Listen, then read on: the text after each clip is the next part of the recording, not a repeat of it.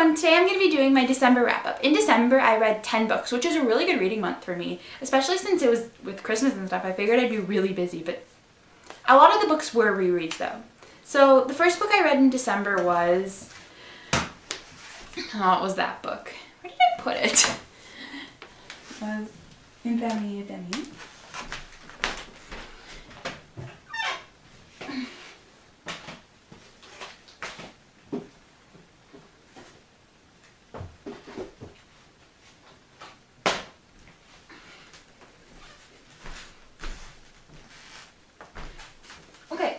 Own this book, but I can't find it.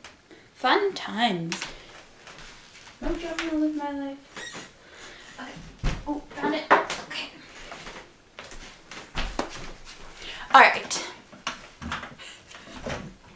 So the first book I finished this month was Infamia Demi by Elise Poudrier. It was, if you can't tell, it's a French book. I read it for my grade 12 French class. I did not like this book.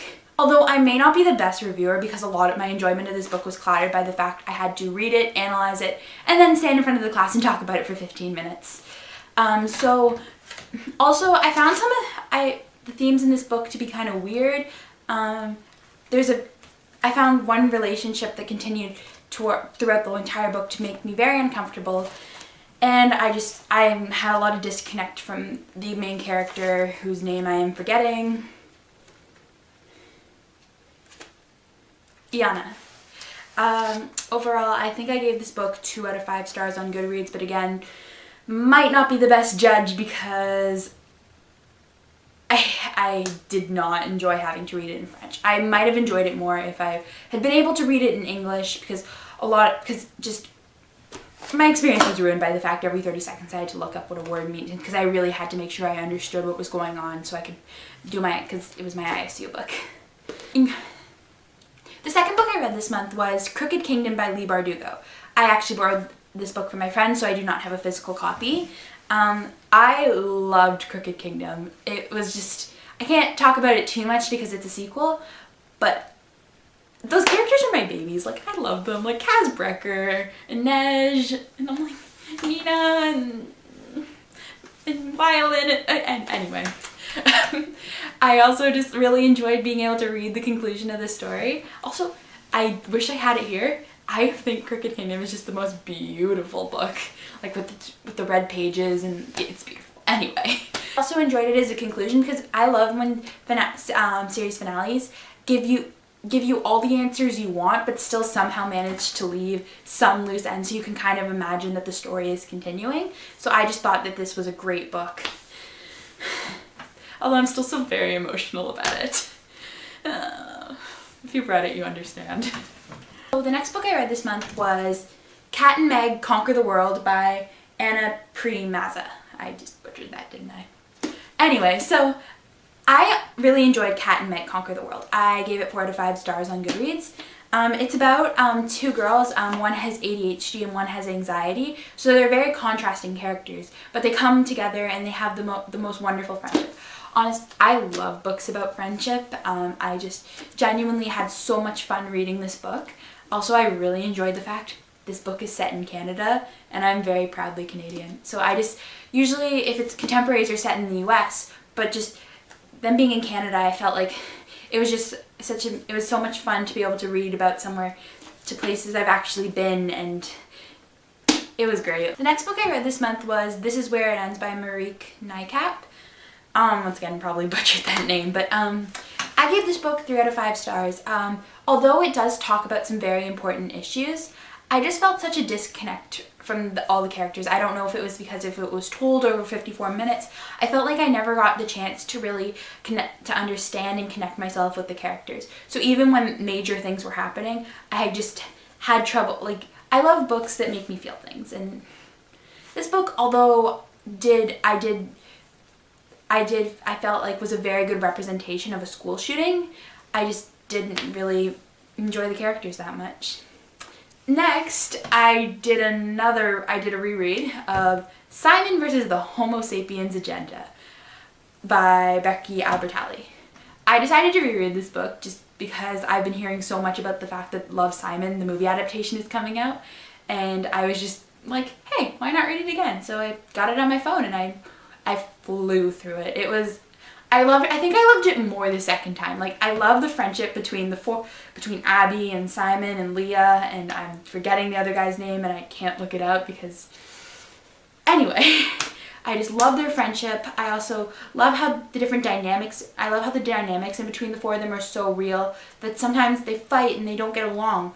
I can't speak for the representation of being gay in this book, but I also felt like that's the story and the things Simon went through while trying to come out to all of his friends and family were so moving and so authentic. But I love this book. Like, I'll probably end up reading it again right before the movie comes out. The next book I read this month was a graphic novel, Spinning, put it in the frame, was Spinning by Tillie Walden. I really enjoyed this book. Like, I myself am a figure skater, and I totally understood a lot of the things Tillie felt about the pressure of being really good in this sport, and like the pressure to look a certain way and to skate a certain way, and just not really. I totally understood that as she got older, she just didn't want to be a part of it, because I feel that sometimes. Like, I felt like I connected with her so much, and I understood exactly how she was feeling, and I think that really enhanced my enjoyment of the novel, just being able to relate to her so much. It was also kind of interesting to see, as I said before, I'm Canadian, so I don't really know as much about how the US figure skating system works, so it was kind of interesting to see, like, a little bit of a glimpse into what that was like. I also just really enjoyed the art style in here. Like, it's so, like, it makes, like, I love how there's like the little flashes of yellow with the pink and the dark and the navy blue. Like, I just think it's really pretty, and I don't read a lot of graphic novels, but when I do, I usually read them about stuff that I really love, and I just felt like parts of this book were just me on a page. The next 3 books I read this month were The Selection, The Elite, and The One by Kira Cassett. And once again, these were rereads.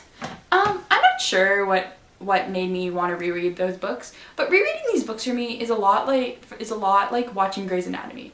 I love watching Grey's Anatomy. It's not necessarily for the quality of the storylines or like the well thought out television.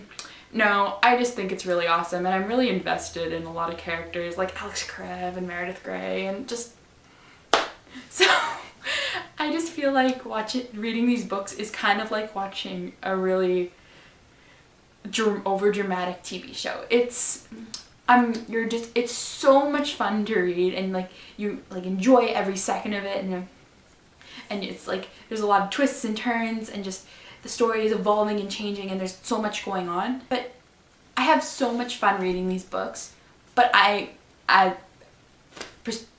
when I think about it, I can acknowledge that they are not the best books out there. Although I 100% recommend them because they are so much fun to read, and if you're looking for quality, there's probably other books I would read, but if you're just looking for a really good time, read the Selections trilogy. And you will blow through them. They are so fast.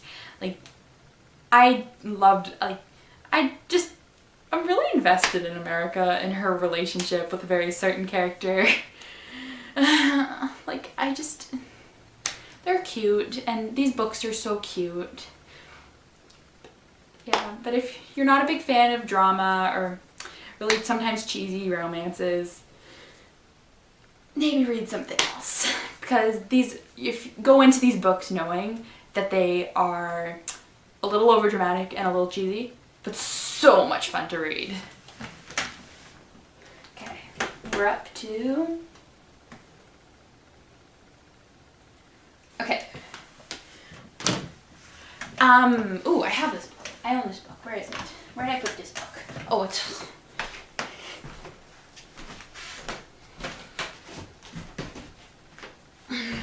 Okay.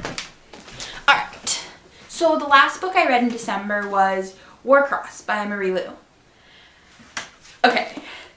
I have a lot of feelings about this book. I just finished it a couple days ago. Actually, I technically finished this book in January, but what the heck, I'm gonna talk about it.